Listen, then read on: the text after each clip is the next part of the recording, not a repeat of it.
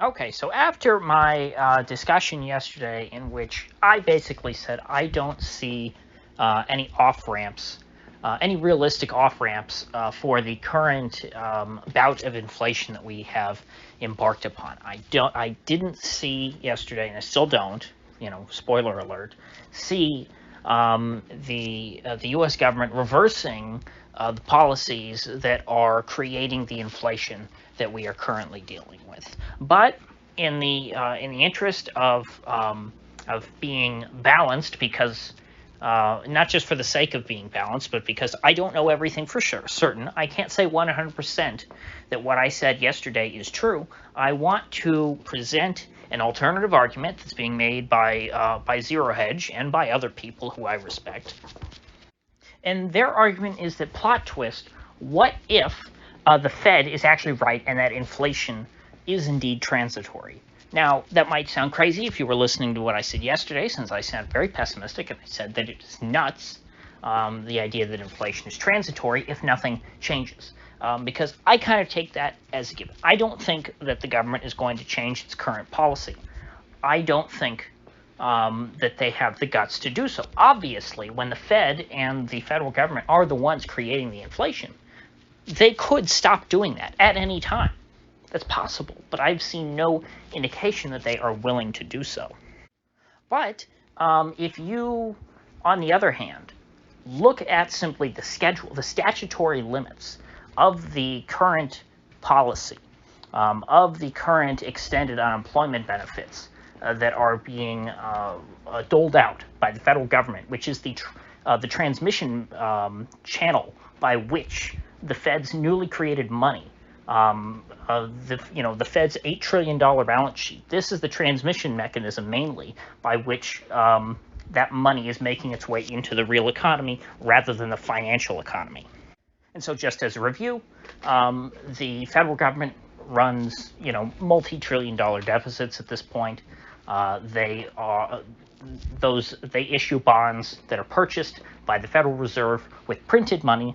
The Federal Reserve essentially transmits, new money that they created into the bank account of the U.S. federal government, and then they use that money to fund government operations, mainly these big unemployment checks.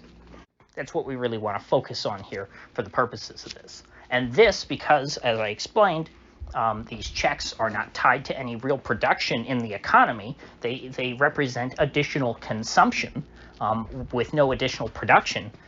This money, these unemployment payments are inflationary by nature. But under current law, this is considered to be a temporary program. This is temporary pandemic relief. That's what this was billed as. That's why Congress introduced all this. And in that spirit, under the law, this extra added unemployment stuff, these added benefits that are keeping people out of the labor force. I think we've got something like 11 million unemployed people and over 9 million job openings currently.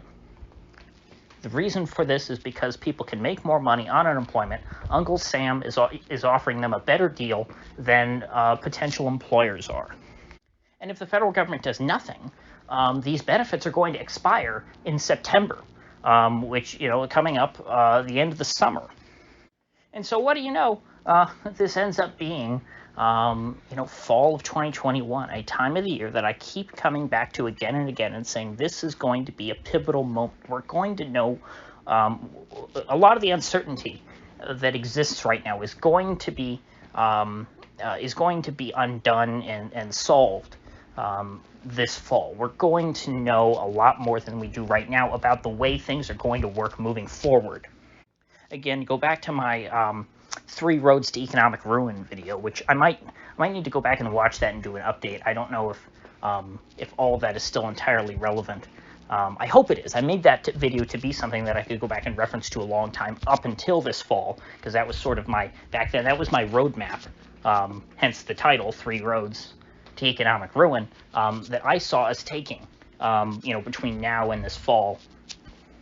And for us to go down the route of continued high inflation, sustained high inflation, one must assume that these unemployment benefits are extended past September indefinitely, for ongoing periods, because it is largely these benefits which are creating the inflation that we're experiencing right now. So if you take these benefits away, even though consumer prices are rising, because consumers, are demanding a lot more goods right now, they won't be able to continue to rise if all of a sudden people are making less money.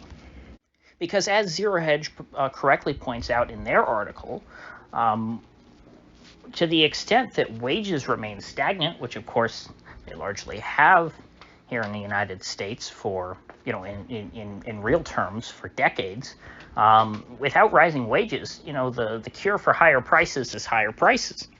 If prices increase and people are not making any more money, either they consume less goods or prices must come down.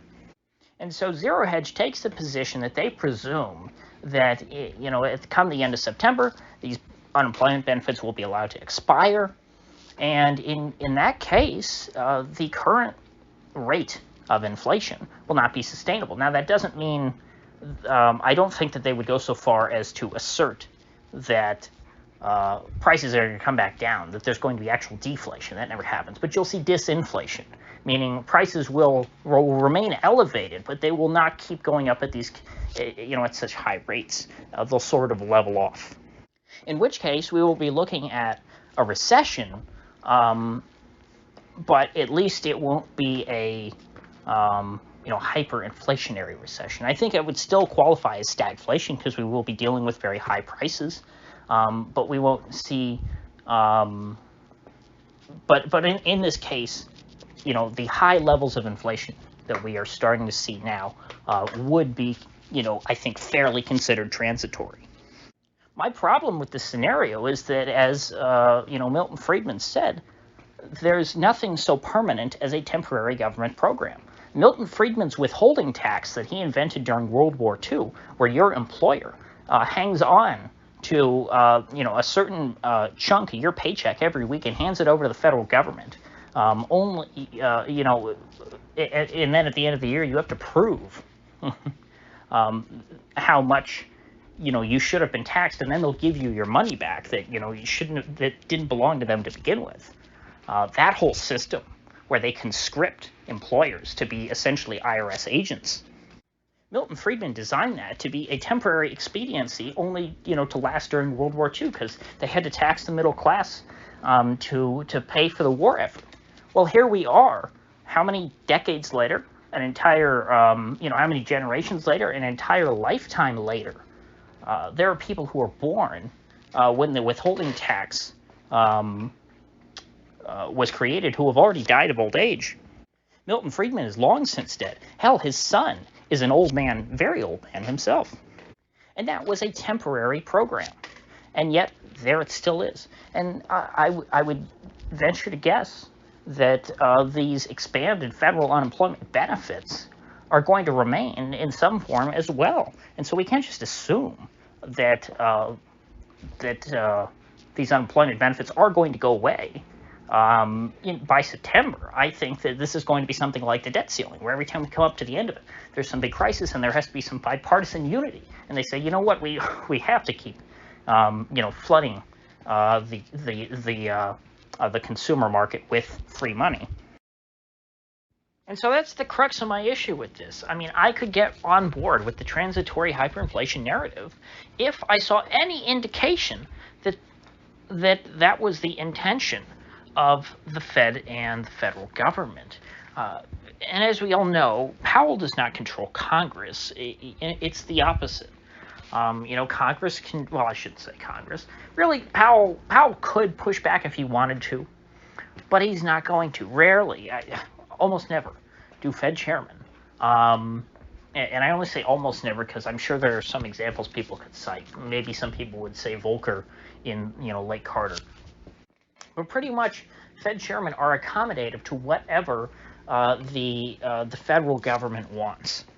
And I look at the Biden administration and Congress, and I say, do I think that Congress and the Biden administration want to stop these unemployment benefits for people, I think that that would be a stretch. I don't think that it is a hard choice for the federal government to make between high inflation and a recession. Because if there's high inflation, that's a more esoteric issue that people don't really understand. But people now are conditioned to, every time that there is a recession, blame whoever's in charge of the federal government. They blame Congress and the president. Say, you're not supposed to let this happen to me. I'm supposed to have a good standard of living. That's why I voted for you. And that's really what drives people to vote most. More than anything, is quality of life issues. And if they feel like their quality of life is going down, they're going to blame the people they voted for. Hell, just look at what happened to Jimmy Carter. Jimmy Carter is, a tremendously underrated president as far as domestic stuff goes, because the reason why inflation came to an end is because Jimmy Carter appointed Paul Volcker to be the chairman of the Fed, and Paul Volcker raised interest rates. That's it. It's that simple. But when Paul Volcker did that, of course, it caused a recession, a very deep recession, the deepest recession since the Great Depression. Although, actually, I think that recession didn't come until Reagan was president. But Volcker was still the chairman then. But pretty much Volcker is what cost Jimmy Carter re-election. Because people blame Jimmy Carter because things all of a sudden didn't feel so good because Volcker was fighting inflation. So I don't think Joe Biden wants to be the next Jimmy Carter. Nobody wants to be the next Jimmy Carter. I don't think even Jimmy Carter wanted to be Jimmy Carter.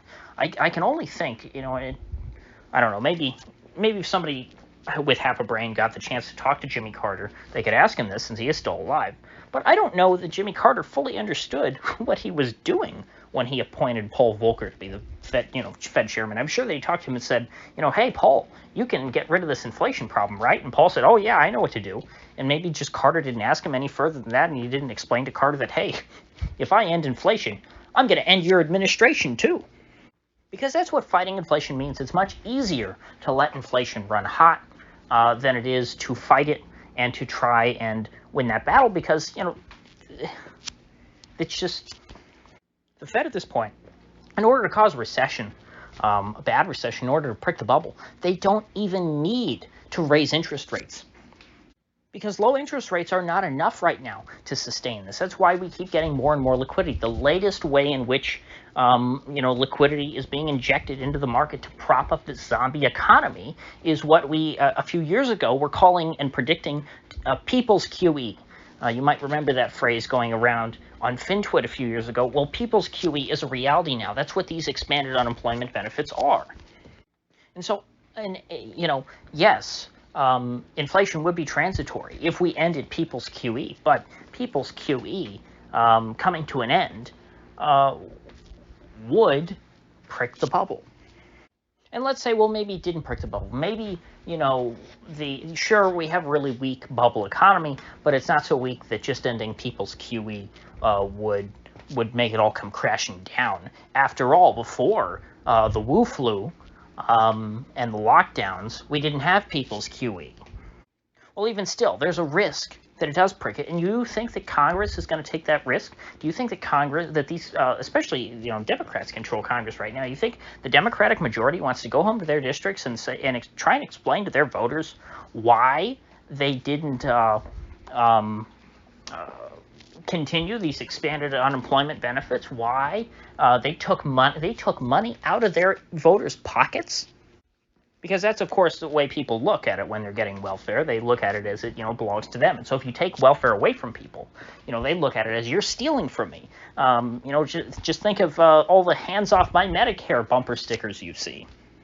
Entitlement reform is radioactive. I mean, Paul Ryan, who was the youngest Speaker of the House in history, his top priority, personally, what really, meant something to him was entitlement reform. That was important. And, guess how much he got done on that? Even during, a relatively prosperous time, let's say. He got down absolutely nothing. He had to resign, well, not resign, he retired from Congress in disgrace. He got nothing done on entitlement reform. You think after all this, they're going to, because that's what you would be doing. By letting these benefits expire, that would be a form of entitlement reform, i.e. you'd be cutting welfare benefits. That doesn't fly in this country. Hell, when the Senate, I forget the name of the senator.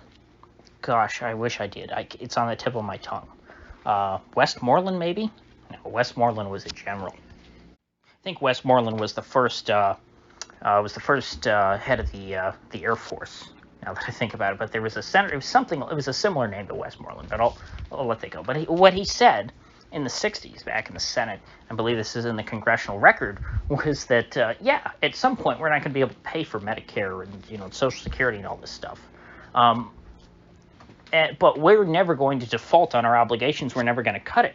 The American people will always get their entitlements. They'll get their checks. They're going to arrive on time. But we can't guarantee that those checks will be worth anything. And what he was saying is that the plan is when we can't afford this stuff anymore, is that we'll just print our way out of it, which is what we've been seeing now for the last decade, really, in the United States. It's kicked into overdrive.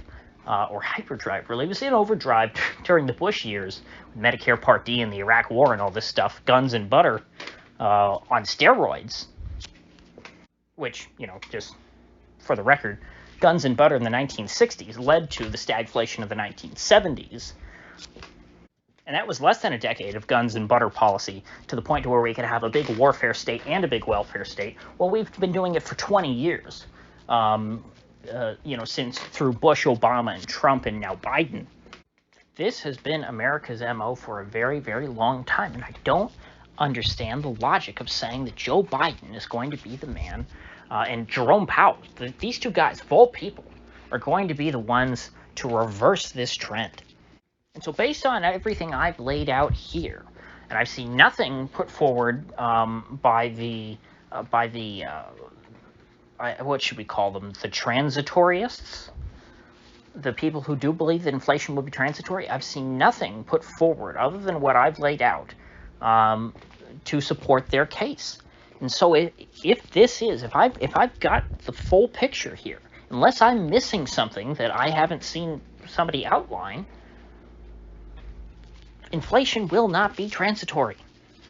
Again, at times like this, I really hate that I don't have a bigger reach in terms of audience, because I wish I had a big audience to pull from so that I could ask people this, so that somebody would respond in the comments and would try and link to something. And if please do. If you just happen to have clicked on this, and you believe that or if you've seen better evidence other than what I've laid out that inflation will be transitory, I'd like to see it, because if inflation does end up being transitory, if it does go away, there is something else in the picture here that I haven't taken into consideration.